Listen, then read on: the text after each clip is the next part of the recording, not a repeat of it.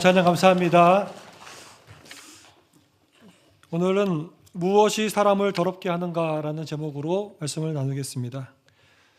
유대인들은 이 거룩함에 대해서 굉장히 민감했습니다.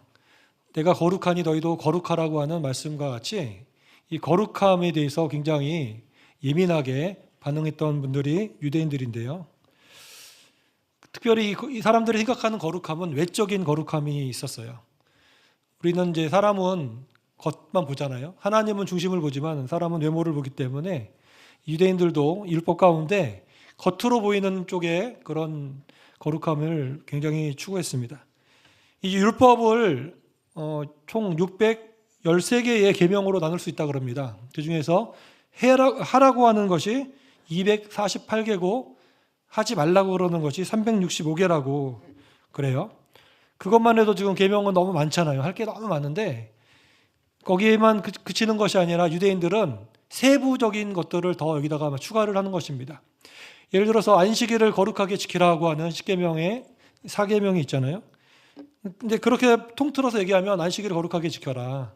안식일에 쉬어라 이렇게 말씀할 때 어떻게 하면 제대로 안식일을 지키는 것일까? 거기에 대해서 사람마다 다를 수 있잖아요. 그러니까 유대인들이, 이 서기관들이 전통을 만드는 거예요. 예를 들어서 안식일을 거룩하게 지키기 위해서는 하루에 몇 킬로까지만 이동할 수 있다.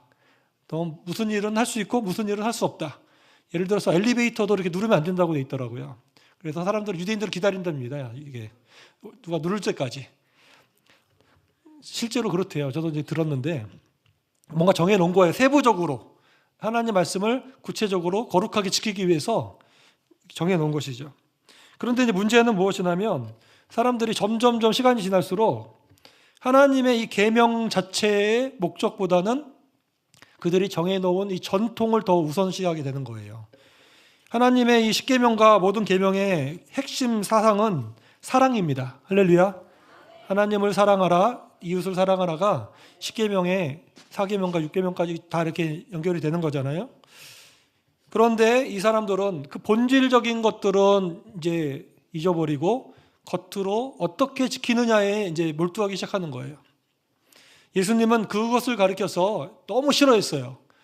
외식하는 자야 이렇게 예수님 얘기하는 얘기가 여기서 나오는 겁니다. 사람한테 보이려고 왜 그렇게 인간의 전통을 이렇게 추구하고 본질을 놓치느냐 이렇게 얘기하시는 거죠. 오늘 본문도 그런 내용입니다. 예수님이 인기가 막 생기고 활동하시고 막 이러니까 바리새인들, 유대인들의 지도자들이 굉장히 경계심을 갖고 보기 시작했어요.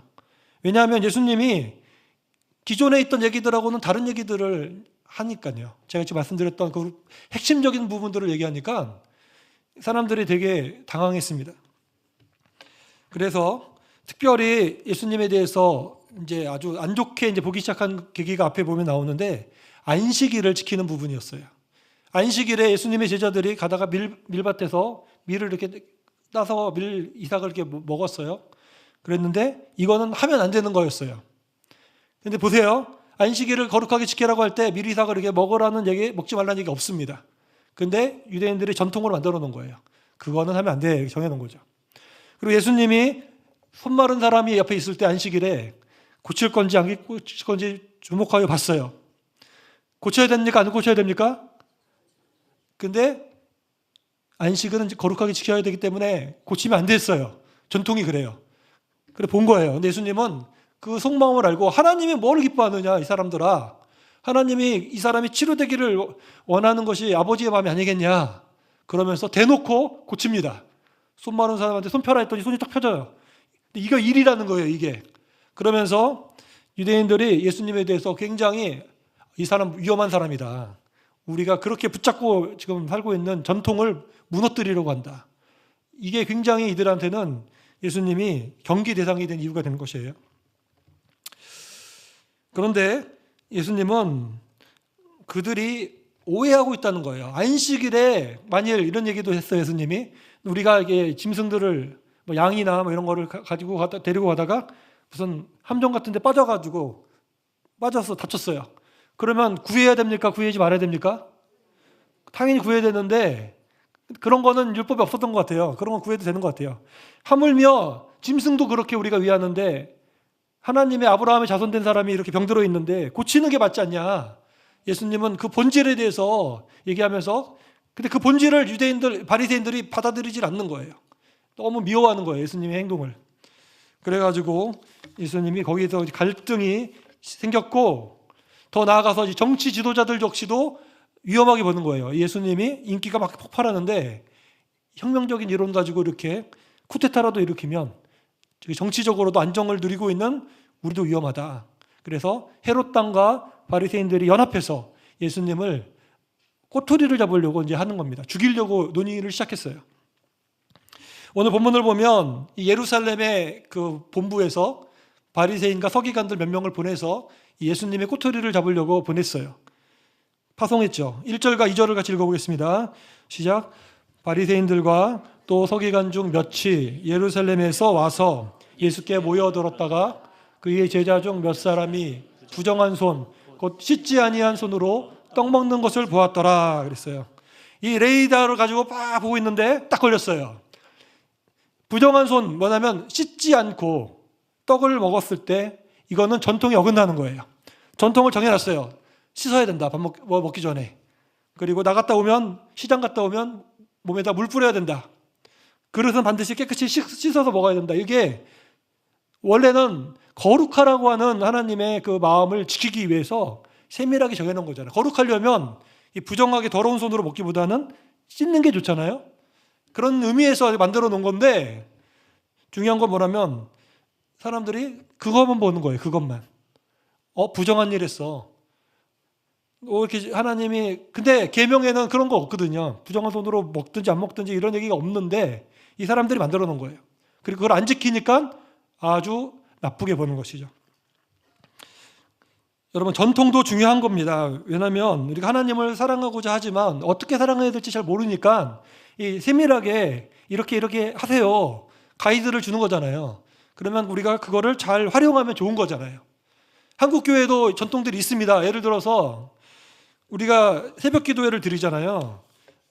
근데 성경에는 새벽 기도회 드리라는 얘기는 없어요. 근데 우리 조상들이 한국 교회 성도들이 하나님 너무 사랑하니까 새벽부터 첫 시간을 예수님을 따라서 우리도 드리자 이렇게 해서 만든 것이 새벽 기도입니다. 그래서 새벽 기도하고 금요철야 없어요. 다른 나라 가도 그런 것이 별로 없어요. 우리나라에서 독특하게 이 기도를 열심히 하고자 하나님 만나려고 만든 건데 예를 들어서 이 새벽 기도라고 하는 것 가지고 만약 우리가 우리 신앙을 정죄를 한다 그러면 그건 하나님이 원하는 거랑은 다른 거예요. 내가 하나님을 더 사랑하려고 새벽을 깨워서 기도하는 거는 좋은데 다른 사람이 새벽 기도하지 않는 걸 가지고 정죄를 하거나 판단을 하면서 율법을 어기냐 이렇게 말할 수는 없는 거예요. 왜냐하면 하나님이 정해놓은 그 있지 않거든요. 새벽 기도를 들어라, 금요철야 해라 이런 얘기는 없거든요. 문제가 되는 건 무엇입니까? 우리가 만들어 놓은 전통을 하나님의 본질적인 계명의 마음인 사랑하는 것보다 더 중요하게 본다는 것이 문제인 것이에요.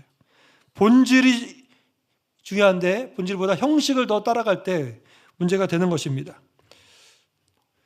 제가 그렇다고 새벽기도 나오지 말라 이런 얘기 하는 게 아니라 열심히 나와야죠. 대신 하나님을 사랑하는 마음으로 우리가 나와야 된다는 거죠. 보이기 위해서 하는 게 아니라. 할렐루야. 예. 예수님은 8절과 9절을 이렇게 말씀합니다. 우리 8절과 9절을 같이 읽어보겠습니다. 시작. 너희가 하나님의 계명은 버리고 사람의 전통을 지키느니라. 또 이르시되 너희가 너희 전통을 지키려고 하나님의 계명을 잘 버리는도다. 아멘. 예수님이 구체적인 예를 또 들었어요. 무슨 말이냐 하면서 예를 든 게 고르반이라는 거예요. 성경에 보니까 제 그 5계명이 내 부모를 어떻게 하라? 예, 공경하라 그랬어요. 그리고 부모한테 성경 보니까 모욕하거나 함부로 하면 사형이다 이렇게까지 심하게 부모님을 공경하는 것, 그것이 사랑이잖아요. 그렇게 하라고 했는데 유대인들이 전통을 만들었어요. 고르반이라고 하는 것은 하나님께 드리는 예물이란 뜻이에요. 그래서 무엇이든지 이거를 내가 갖고 있어요. 돈을 이거 고르반 하겠습니다. 그러면 이건 하나님께 드려야 되는 거예요. 그래서 사람들이 이거를 이제 이용을 하는 거예요. 부모님을 모셔야 되잖아요. 부모님한테 대접도 해야 되고 예를 들어서 뭐 용돈도 드리고 뭐 해야 되잖아요. 근데 그거를 난 고르반 하겠습니다. 이렇게 해버리면 안 드려도 되는 거예요. 드리면 안 되는 거예요, 부모님한테. 그러면서 그렇게 하는 사람은 마치 잘하는 것처럼 하나님을 위해서 모든 것을 다 드린다고 이렇게 칭찬받고 이러는 거예요. 예수님은 말하는 거예요. 그거 잘못됐다. 그거는 너희들이 잘못한 것이다. 하나님이 원하는 거는 고르반 하라고 성경에 어디 나와 있느냐. 너희들이 그 전통 만들어 놓고 부모를 공경하라고 하는 계명을 지키지 않으면서 너희 스스로 만들어 놓은 그거 잘 지킨다고 하는 거는 그건 잘못이다. 예수님이 그 얘기를 하면서 13절을 보면 너희가 전한 전통으로 하나님의 말씀을 폐하며 또 이 같은 일을 많이 행한다 이랬어요. 이 사람들은 다 이렇게 만들어 놓은 거죠. 수백 개, 수천 개의 그 율법들을, 세부 조항들을 다 만들어 놓고 이거를 철저하게 지키면 정말 아주 믿음 생활 잘하는 걸로 생각하지만 속 사람이 정말 하나님의 계명을 따라가는 거에 대해서는 그렇게 중요하게 보이지 않았다는 거예요. 문제가 무엇입니까? 장로들의 지금 전통이라는 것이 결국 사람한테 보이려고 하는 것이었다는 거예요. 눈에 띄는 것들입니다. 예를 들어서 바리새인들이 이렇게 자기 자랑하잖아요. 나는 저 세리와 저 죄인처럼 그렇게 살지 않았습니다. 나는 일주일에 몇 번씩 금식했습니다. 나는 구제도 많이 했습니다. 나는 뭐뭐도 했습니다. 나는 이렇게 잘했습니다. 이렇게 하나님 앞에 이렇게 말하는 거예요. 나는 이렇게 잘했습니다. 근데 사실은 하나님한테 말하는 것도 하나님한테 말하는 게 아니에요. 사람들한테 말하는 거예요. 나 이런 사람이야. 나 이런 사람이야. 나 대단한 사람이야. 이렇게 자기를 뽐내려고 기도했다는 거예요. 눈에 보이는 것들이에요. 이게 정해놓은 것들이. 손을 씻어라. 예를 들어 이런 거는 보이잖아요. 씻는지 안 씻는지 이런 게. 반면에 하나님의 계명들은 눈에 잘 보이지 않는 것입니다. 하나님을 사랑하라. 이웃을 사랑하라. 또 부모를 공경하라. 거룩하라. 이런 것들이 우리가 봤을 때 어떻게 판단합니까? 판단하기 어렵잖아요. 그렇죠? 속 사람을 볼 수 있는 것도 아니고 하나님만 우리 속을 보니까. 만약 그러면 여러분 보세요. 겉으로는 장로들의 전통을 잘 지켜요. 손도 씻고 음식을 반드시 먹고, 그런데 속으로는 아주 나쁜 생각과 죄악된 마음을 품으면서 정욕과 탐심으로 가득 차면서 겉으로는 깨끗한 척하면서 먹는 사람. 반면에 씻지 않고 그냥 먹지만 속으로는 정결하고 거룩한 마음을 품고 이웃을 사랑하는 따뜻한 마음을 가지고 음식을 먹는 사람이 있다 그러면 사람은 봤을 때 누가 정결하게 보입니까? 씻는 사람이 정결하게 보이겠죠? 근데 하나님은 어떤 사람을 정결하다고 할까요? 2번 맞습니다. 2번. 마음을 보시니까요.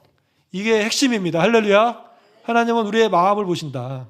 근데 사람들은 계명을 만들어 놓고 그거를 보이기 위하여 지키는 것이 더 중요하게 여겼다는 거고, 그게 바리새인들의 외식이라는 겁니다. 하나님이 그렇게 얘기하셨잖아요. 사무엘을 통해서 이새의 아들들에서 기름 부어서 왕을 세울 때 사무엘조차도 큰 아들, 이새의 큰 아들 엘리압을 보고 감탄했어요. 키도 크고 잘생기고 아주 카리스마도 있고, 와, 왕감이 여기 있다 그랬는데 큰 아들 딱 왕 될 만한 사람이라고 마음을 먹었는데 하나님은 뭐라 그래요? 나는 이 사람 이미 버렸다. 내가 세울 사람이 아니다. 그러면서 사람은 외모를 보거니와 하나님은 무엇을 본다? 중심을 본다. 중심이 마음이라는 뜻이에요. 하나님은 마음을 본다 그랬어요. 그러면서 택한 사람이 누구예요? 다윗이에요. 다윗은 그 마음이 어렸을 때부터 하나님으로 충만했던, 하나님 사랑했던 그런 사람이었어요. 그러면서 예수님이 뭐라 그러냐면 사람을 정말 더럽게 하는 것이 무엇인지에 대해서 말씀합니다. 15절과 16절 읽어보겠습니다. 시작. 무엇이든지 밖에서 사람에게로 들어가는 것은 능히 사람을 더럽게 하지 못하되 사람 안에서 나오는 것이 사람을 더럽게 하는 것이니라. 무슨 말씀이죠 이게? 이 얘기를 예수님이 딱 비유로 얘기하셨더니 사람들이 알 듯 말 듯 한 거죠. 무슨 말이죠? 정확하게 모르니까 집으로 이제 돌아와서 제자들이 다시 물어봅니다. 아까 하셨던 말씀이 무슨 뜻입니까? 설명 좀 해주세요. 그랬더니 예수님이 친절하게 설명해 주는데, 밖에서 들어가는 것이 사람을 더럽게 하지 못한다라고 한 것은 음식을 얘기하는 거예요. 음식이 있는데 손을 씻지 않고 먹었어요. 그러면 사람이 더럽게 됩니까? 유대인들은 더럽게 된다고 생각한 거예요. 그런데 예수님은 아니라는 거예요. 이 음식은 입으로 들어가서 마음으로 들어가는 것이 아니라 배로 들어간다. 이 마음하고 배를 나눴어요. 그리고 뒤로 나간다. 배설물로 나간다는 거죠. 결국은 음식물이라는 것이 다 그렇다는 거예요. 그거는 우리 마음을 영향을 주지 않기 때문에 음식물 더러운 건 아니다. 그런데 정말 더러운 것은 사람의 마음 속에 있는 악한 생각이다. 그런 거예요. 이미 우리 마음 속에는 여러분 악한 생각이 있습니다. 사람이 죄가 있잖아요. 죄성을 갖고 우리가 원죄를 갖고 태어났기 때문에 사람의 마음에 죄가 있어요. 악한 생각이 없는 사람 아무도 없습니다. 약한 생각들이 숨어 있어요. 정말 더러운 거 뭐냐면 약한 생각이 숨어 있다가 이게 탁 튀어나오는 거죠. 속으로 미움이 가득한 사람이 확 튀어나오고, 음란이 가득한 사람이 음란한 것이 탁 튀어나오고, 어디 없는데 나온 것이 아닙니다. 우리 속에 이미 있다 그랬어요. 20절에서 23절 말씀을 같이 한번 읽어보겠습니다. 시작. 또 이르시되 사람에게서 나오는 그것이 사람을 더럽게 하느니라. 속에서 곧 사람의 마음에서 나오는 것은 악한 생각, 곧 음란과 도둑질과 살인과 간음과 탐욕과 악독과 속임과 음탕과 질투와 비방과 교만과 우매함이니 이 모든 악한 것이 다 속에서 나와서 사람을 더럽게 하느니라. 아멘. 사람의 마음에는, 저와 여러분의 마음에는 악한 생각이 있다는 거예요. 악한 생각 없다고 하시는 분 한번 손 들어보세요. 제가 칭찬해 드리겠습니다. 그런데 그럴 분 아무도 없을 거예요. 악한 생각이 있어요. 여기 있는 12가지가 나왔는데 얘네들을 좀 정리를 해보면 10계명에 6계명에서 10계명으로 정리가 돼요. 예를 들어서 살인하지 말라고 하는 그 말씀 안에 들어가는 것이 여기 살인, 악독, 질투, 비방, 교만, 우매함 등이 들어가고 7계명인 간음하지 말라에 음란, 간음, 음탕 같은 것이 들어가고 도둑질하지 말라에 도둑질이 들어가고 거짓 증거하지 말라는 9계명에 속임이 들어가고 10계명에 탐내지 말라는 말에 탐욕이 들어가죠. 결국 예수님이 뭐라고 그러냐면 너희 안에 있는 그 더러운 죄성은 10계명을 다 지키지 못하도록 만드는 그런 것들이 이미 너희 안에 있다는 거예요. 성경을 보면 뭐라 그러죠? 모든 사람이 죄를 범하였음에 하나님의 영광에 이르지 못한다 그랬어요. 의인은 없나니 하나도 없다 그랬어요. 여러분 의인은 없습니다. 한 사람도 없어요. 저도 엄청 죄인입니다. 제 속에 얼마나 악한 마음들이 많은지 몰라요. 그 생각들이 막 툭툭 튀어나옵니다. 여러분도 마찬가지죠. 우리 안에 내가 깨끗하다, 나는 정결하다고 말할 수 있는 사람은 거짓말쟁이밖에 없어요. 그런데 예수님은 뭐를 얘기하는 거라면 자기 안에 그런 악한 생각을 품고 살면서도 마치 전통을 나는 지키기 때문에 깨끗한 사람인 척하고 전통을 지키지 않는 사람들을 정죄하고 비난하는 바리새인들을 가리켜서 너희들은 회칠한 무덤이다 이렇게 말씀했어요. 무덤인데 무덤이면 속에 아주 뼈가 썩고 시체가 썩어서 썩은 냄새가 막 진동하고 막 그런 더럽고 막 이러잖아요. 근데 겉으로는 아주 페인트칠 아름답게 해놨어요. 이렇게 겉으로 봤을 때는 깨끗하고 아름다운데 속에는 썩은 냄새가 악취가 진동하는 것이 회칠한 무덤이에요. 예수님이 그렇게 얘기하는 거예요.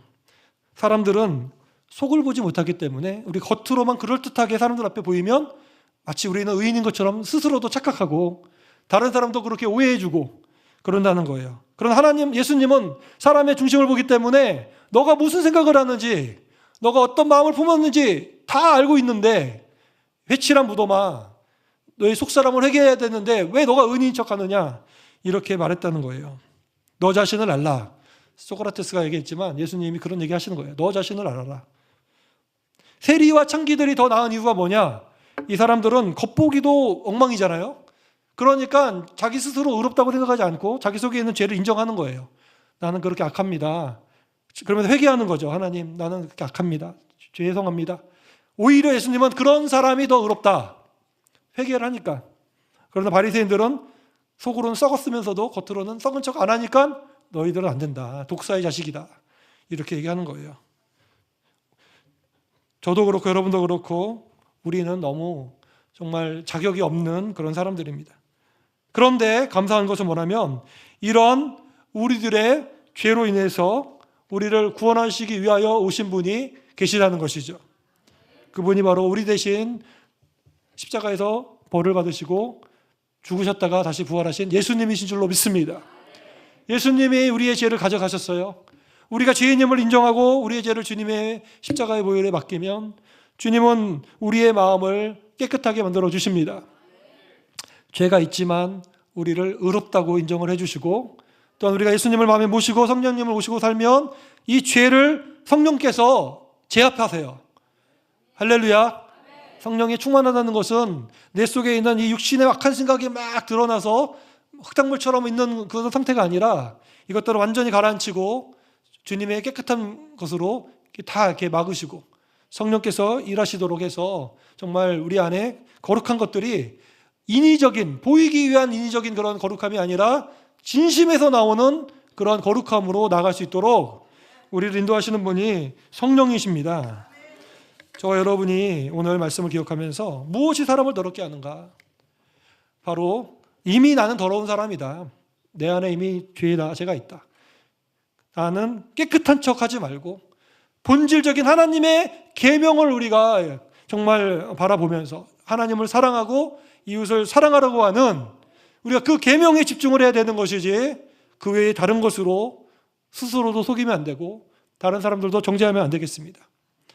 오늘 말씀을 기억하면서 우리의 마음을 오직 하나님이 기뻐하는, 예수님이 원하시는 그런 마음으로 만들어 가시고 예수님의 보혈로 우리 마음을 씻으시고 성령의 다스림 안에서 승리하실 수 있는, 정말 내가 주님 앞에 나를 낮출수록 우리는 주님으로부터 높임을 받는다는 사실을 기억하시고 겸손한 우리 모두가 되기를 주의 이름으로 간절히 축원합니다. 합심해서 기도하겠습니다.